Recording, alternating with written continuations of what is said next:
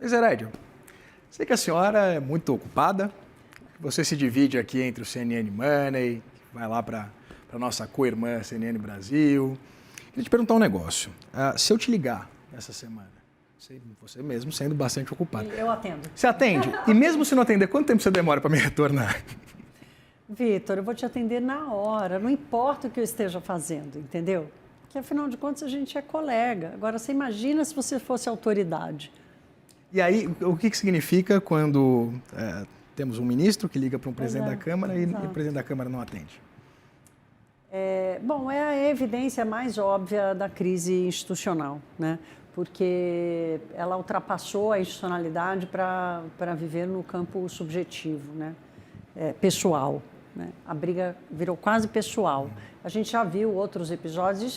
Olha, isso faz parte da política, essa coisa pessoal, subjetiva, das brigas, isso acontece, faz parte da política. Agora, não na dimensão que a gente está vendo agora, né? Porque nós estamos falando da administração do país e nós estamos falando do presidente da Câmara dos Deputados e do ministro da Fazenda do país, que, como eu sempre repito, é a autoridade máxima da economia, se não um dos mais respeitados ministros, ou deve ser um dos mais respeitados ministros de qualquer governo. Não dá para um ministro da Fazenda de um país ligar para o presidente da Câmara dos Deputados e não ser atendido. E o presidente da Câmara não retornar a ligação, independentemente de quem seja, né? Por quê? Porque a institucionalidade ela tem que ser maior do que o desentendimento. A política é que vai encontrar a solução para o que está acontecendo agora, né? A economia faz a pressão, mas a saída está na política. Então, não importa mais quem está certo ou quem está errado. A gente pode falar aqui qual o pecado original dessa história do IOF. Vamos falar do pecado original da história do IOF, mas de onde a gente está agora, nesta crise institucional, né, se permanecer essa situação da pessoalidade excessiva das relações institucionais, a crise institucional tende a se agravar. Lembro do episódio no governo passado, Thaís, que tinha uma dificuldade de diálogo ali entre o então presidente da Câmara, Rodrigo Maia, com o então ministro da Economia, Paulo Guedes. Sim, você lembra? Que coube ao Renan Calheiros organizar um jantar na casa dele para resolver essas arestas, aparar essas arestas. Mas é exatamente sobre a questão da agenda. Mas aí ele era o contrário, né? Era o Paulo Guedes que não atendia. O Paulo Guedes que estava bravo com o Rodrigo Maia. Mas eu pergunto exatamente sobre esse andamento da agenda, Thaís, porque a gente discutiu isso ontem, inclusive, né? O essencial é sempre que os aspectos políticos se resolvam na seara, na arena política, junto dos articuladores políticos, formuladores de políticas públicas, como é o caso, talvez um dos mais importantes dentro de qualquer gestão, o ministro da Fazenda, junto com, evidentemente, os presidentes das duas casas legislativas.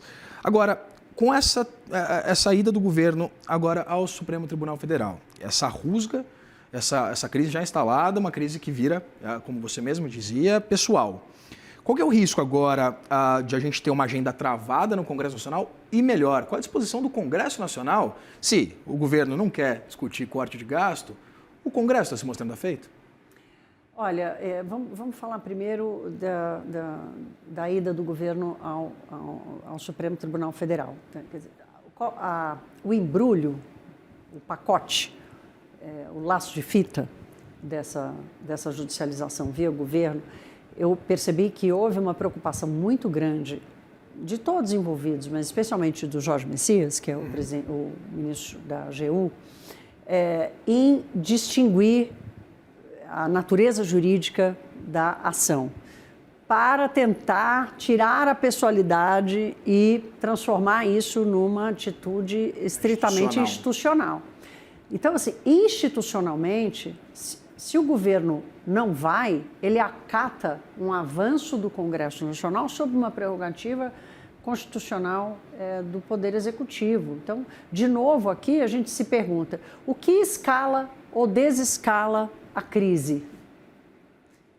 A gente não tem essa resposta. Pela lógica e pela racionalidade, o governo foi empurrado a fazer isso, né? Porque ele tem 1 ano e meio ainda para funcionar e não é só isso. Abre-se uma porteira ou uma jurisprudência, né, um precedente, abre-se um precedente de um Congresso Nacional que já está mais poderoso, já manda no orçamento, a passar a mandar também nas prerrogativas do Poder Executivo. Então, fundamentalmente, a ação do governo, o fundamento jurídico, nós recebemos aqui, eu estava no WW, a gente conversou com o professor de Direito Constitucional, o Gustavo Sampaio, professor da UFRJ, e ele falou muito isso, falou, Thaís, eu não vou tratar da questão econômica, isso fica para você, para os economistas. Eu vou falar da questão jurídica, né? Então, a construção institucional, ela se dá nesses momentos em que a constitucionalidade ela é preservada. Só que a confusão já é tanta, o ambiente já está tão contaminado e dominado por essa polarização de discursos e tudo mais, que vira uma afronta. E o Congresso tem todo o direito de achar que é uma afronta, né? Porque ele também acha que tinha ali a sua prerrogativa. Então, a gente está, de novo, numa situação em que, para fazer o certo, acaba fazendo o errado, né? Quando eu falo do pecado original do IOF, o pecado original é a decisão do governo de dizer assim, olhar para a planilha Excel deles lá e falar, uau, está faltando 20 bilhões para esse ano. De onde a gente vai tirar? E sobra a gente com planilha pronta para mostrar para um ministro da Fazenda, e tem que ser assim mesmo, de onde tirar. O ministro recebe uma proposta de tirar do IOF, ele tem que tomar a decisão de buscar outra solução, porque ele vai entender que o IOF não é o instrumento correto para garantir uma arrecadação desse tamanho.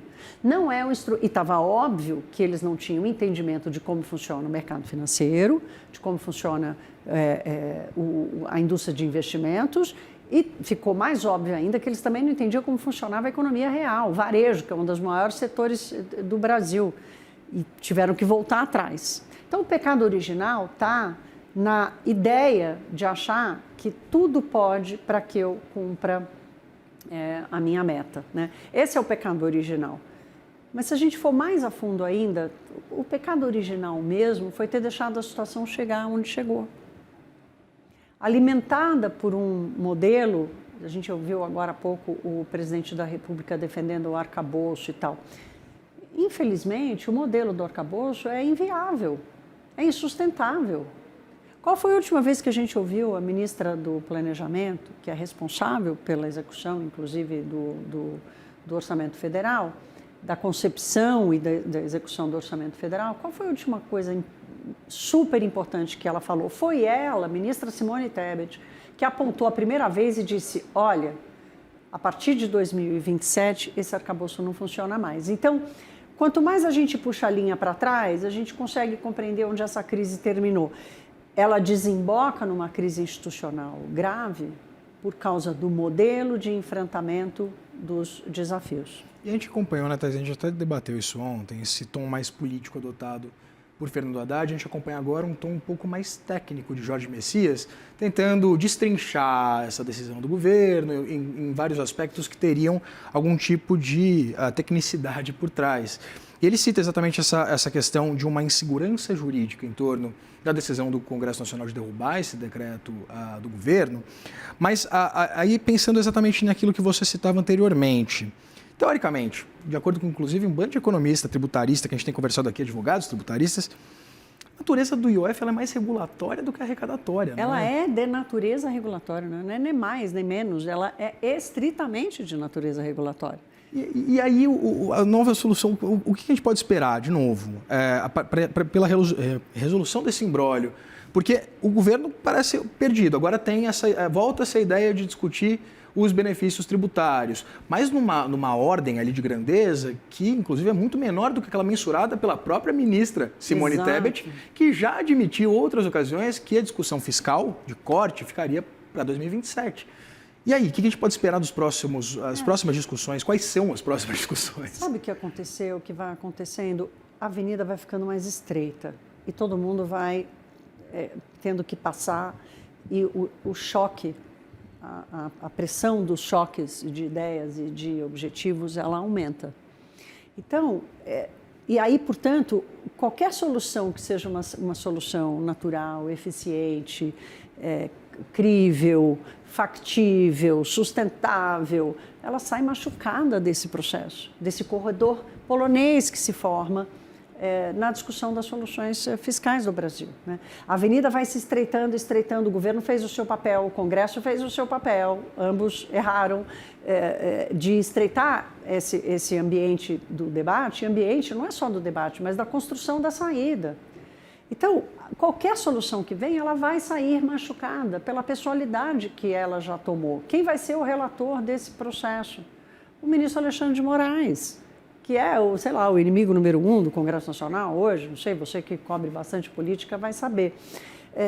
Então, o que acontece é que o Brasil fica nessa roda dessa insegurança jurídica que você disse. Agora, eu quero trazer aqui o que eu tenho ouvido muito dos empresários de varejo Thaís, no dia que saiu o primeiro decreto, na mesma noite o governo mudou aquela história de taxar investimento externo. Tá. Mas levou mais de uma semana para tirar do risco sacado. Então, o varejo, que é um setor extremamente dinâmico, passou 10 dias pagando IOF mais alto nas operações de crédito. E as operações de crédito acontecem em enorme volume diário, porque o risco sacado é como se fosse um capital de giro. O capital de giro também foi taxado. Então, aí vem um terceiro decreto e diminui esse IOF.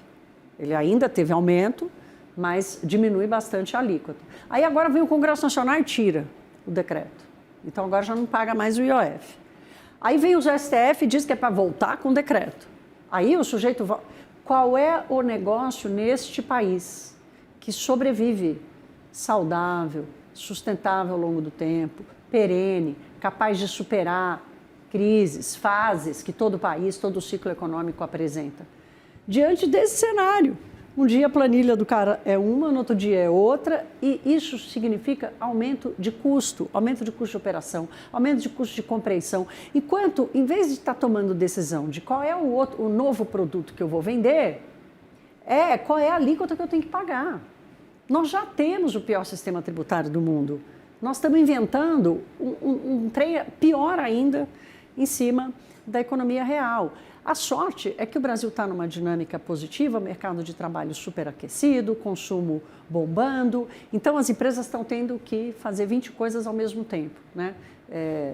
Equilibrar vários pratos, assoviar e chupar cana e ainda fazer o gol ao mesmo tempo, né? E só para terminar, que você começou a nossa conversa falando da questão do imposto regulatório, Vitor, ele é regulatório e ele foi criado com essa natureza exatamente para separar aquilo que tem a ver com carga tributária, que tem a ver com o que pode virar uma receita importante para compor a despesa.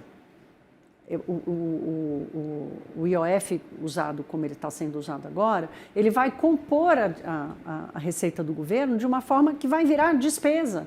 Esse debate, ele é com o Congresso Nacional, com a sociedade.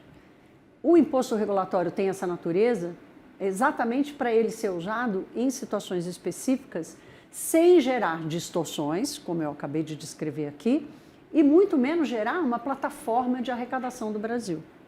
O IOF não é o imposto para fazer justiça tributária. Fazer justiça tributária está na renda, está no patrimônio. O IOF não é um imposto, a sua natureza não é uma natureza de justiça tributária, uma natureza regulatória, portanto, de como o mercado funciona. Ele tem que ser óleo, ele não pode ser areia. E até para errar a gente precisa de convicção, né, Thaís? Esse que é o ponto. Eu fui dormir com uma frase que você falou ontem, que é exatamente aquela, né, que o governo, para fechar as contas, esse ano consegue arrancar umas moedinhas, catar moedinha dentro da gaveta, conseguir fechar as contas, vai conseguir. O negócio, a discussão tinha que ser um pouquinho mais ampla, um pouquinho mais aprofundada, sobre realmente o nosso... Porque o que vai ser de 2026? 27, se eu souber, me liga. 28, 29... Exato. Calma, eu quero chegar no Natal. Zered, sempre um prazer, sempre uma aula. Obrigado, meu querido. Você. Até amanhã.